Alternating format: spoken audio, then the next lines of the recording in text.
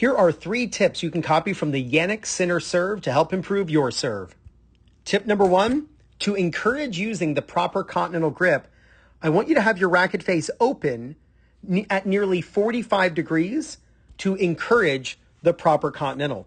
Most rec players who struggle with their serve, their strings are pointing down at the beginning of the serve. Just look around at like beginner clinics or lower level players, maybe in your local area, maybe even yourself.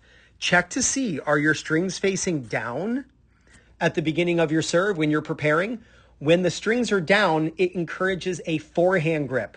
When your strings are open, the way Jannik has them, it encourages the proper continental grip. And there's no doubt that the proper continental grip is going to give you the best chance to hit your best serves. Tip number 2, this is all about toss height.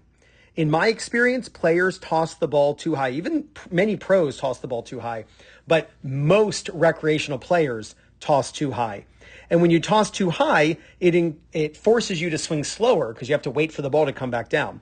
So what I would rather you do is toss in a very similar manner to Jannik. He has a toss timing between the recommended range of 0.6 to 0.9 seconds. So you put the ball near the top of the head, you start a timer and you run the timer until contact. So let's see when he hits the ball. There you go, 0.76 seconds, pretty much smack dab in the middle between 0.6 and 0.9. Realize the higher you toss, the more time you have.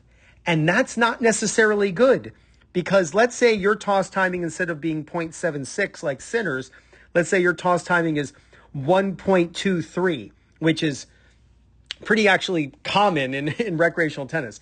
That means you need your swing to last 1.23 seconds. That does not encourage speed.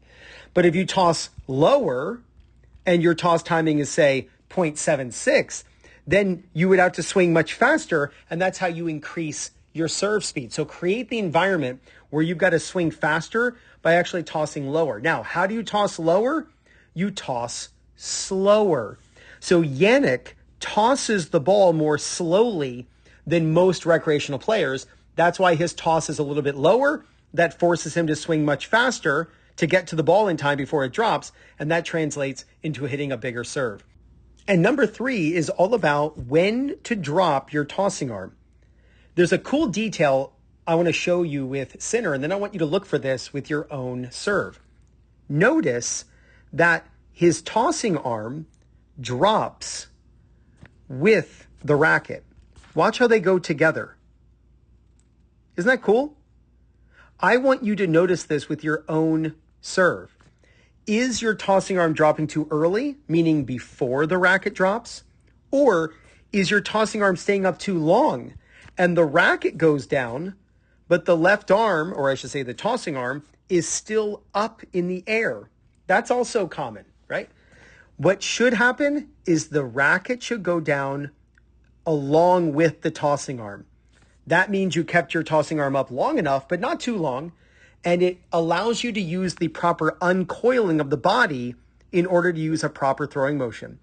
Typically, we hear the idea of, oh, keep your tossing arm up, but for many players, they keep it up for too long. So are you currently keeping your tossing arm up too long? Simple. Keep the tossing arm up until it's time to hit the birthday hat with your racket, and then both arms go down together. You'll uncoil using a proper throwing motion and be able to crush your serves. When you're out practicing serves by yourself, don't you wish there was a tennis coach nearby who could watch you serve, tell you what you're doing incorrectly, and then how to fix it right on the spot? Well, guess what? That tennis coach you're looking for is on your phone. Introducing Bert, the AI tennis coach who watches you serve, tells you what you're doing incorrectly, and then how to fix it.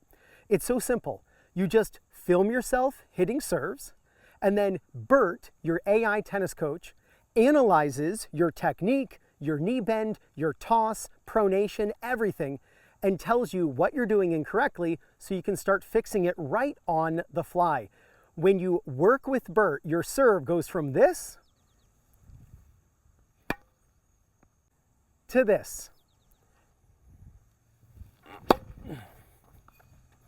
Check out Bert in the description. I'm also going to pin Bert in the first comment. So click right there to have Bert analyze your serve so you can find out what you're doing incorrectly and how to fix it. Work on these 3 tips that you just learned from Jannik's center serve, and there's no doubt you're going to gain confidence, win more matches, and play much better tennis. This is Ryan Reedy from 2minutetennis.net. You got this.